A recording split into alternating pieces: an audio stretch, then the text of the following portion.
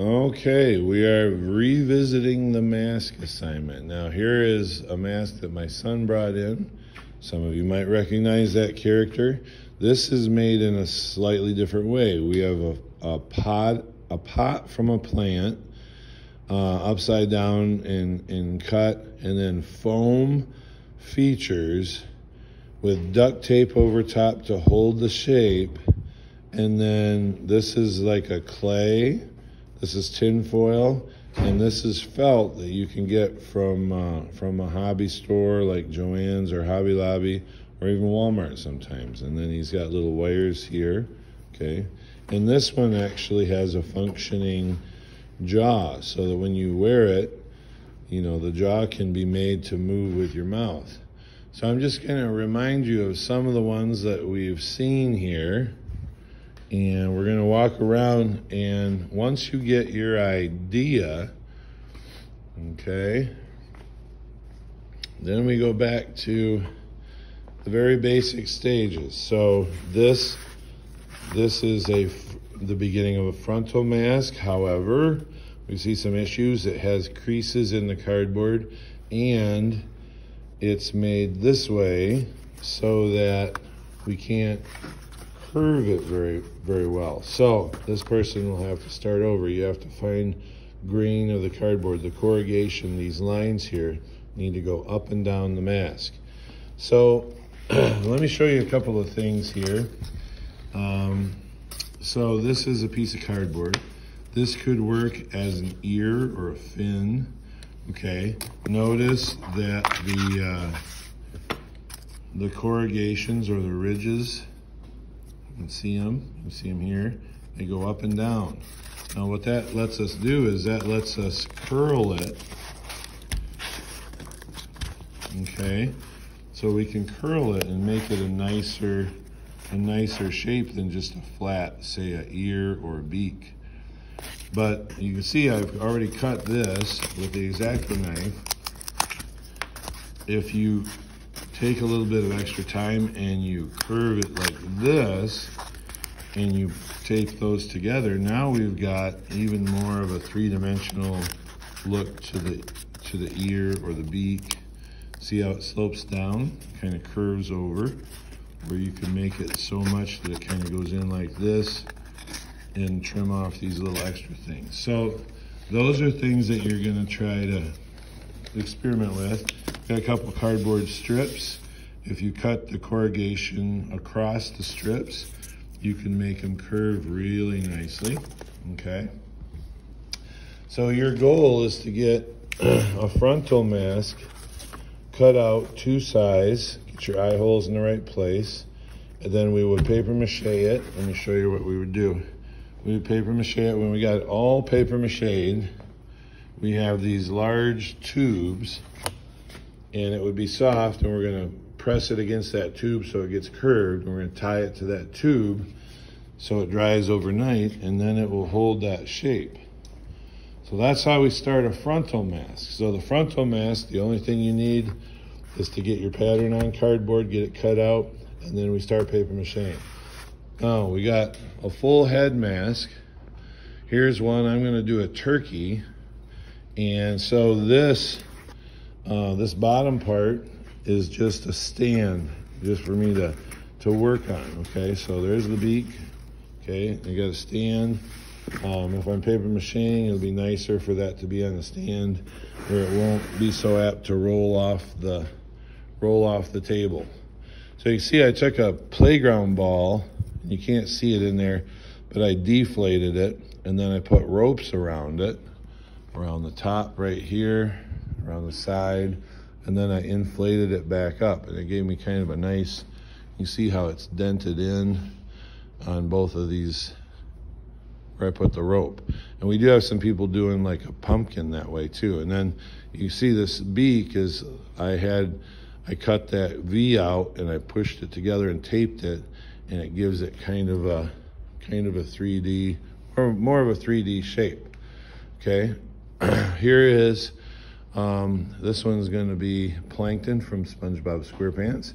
And you notice that the ball is in the plastic bag. the knot is at the bottom by the air valve, so that when we get this all paper mache, we can reach in and deflate the ball, take the ball out. But you also notice that down at the bottom, kind of square. So this person can either take another basketball to hold it into a round shape, like what it's doing. See how round that is? They can do that down here, or they can even take a wooden disc or a round disc of metal, plastic, even cardboard, and force that bottom to be circular until they get it paper mache. That's where the eye holes are going to be. They're going to look out through there. Here is one that is almost completely paper mache. You can see they've already taken the ball out, and the ball did a nice job of holding that round shape until the paper mache dried. Look how sturdy it is. I mean, that's very sturdy. This is a stack of foam blocks. And I put this here because some people they just start taping things. They're like, oh, that's going to be a nose. You got to remember that it's going to be the exact shape that you start with. So like if you have the idea to tape this to the side of a mask, that's exactly the shape you're going to look at, that you're going to end up with. That doesn't look like an ear or an eye or an eyebrow. That looks like a block that got thrown into the mask. So you have to shape this stuff. You have to really think about what you're doing. I don't think this was completely done, but this, you can see they had a cardboard tube on the bottom and a ball on the top. They curved their ears nicely, gave that three-dimensional shape. This was on the way of being a good mask. I think they ran out of time. This one is in the process of being paper mache. You see the ear's a little loose. You can see another ear was put in, but it's not quite paper mache yet. The eye holes on this one, I don't know if you look out through the mouth or the eyes or even the nostrils, probably any of them. But you can see there was a basic, probably a basketball and probably a playground ball. And then once it dried, extra thickness we're starting to put that in there. And this one's not done yet, but you can see how some of it's being built up. And then this is like another finished mask. You can see, like you compare the two. Okay, this must have been built up.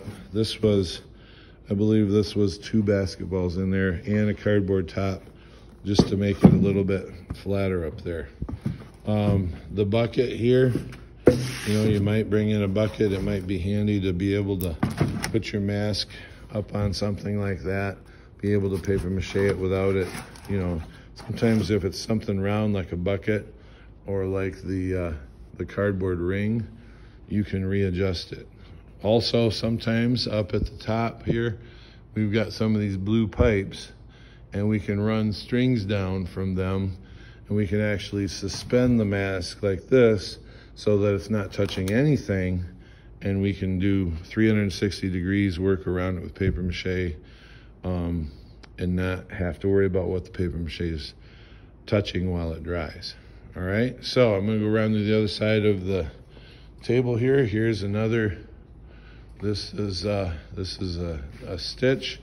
Not sure why the ears go different directions, but something that you wanna, again, another thing, I mean, if you don't fix this, it's gonna be that way when you're done. So, you know, you gotta think this out, okay? You can add things to the basic shape.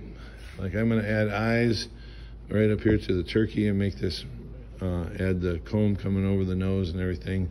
And the eye holes will be coming, like I'll have nostril holes right here. That'll be the eye holes. So anyway, some ideas. You can do frontal mask. You start to build a full head mask. Just remember, you got to be able to take it out once it's dry. So you want to keep the valve to the bottom, or you're going to just end up, if the ball is a cheap ball and you don't care if you slice it and wreck the ball, you can do it that way. And anything that's going to stay in the mask, you want to make it nice and light, okay? So hope that helped. Our next demonstration will be actually physically putting the paper mache on.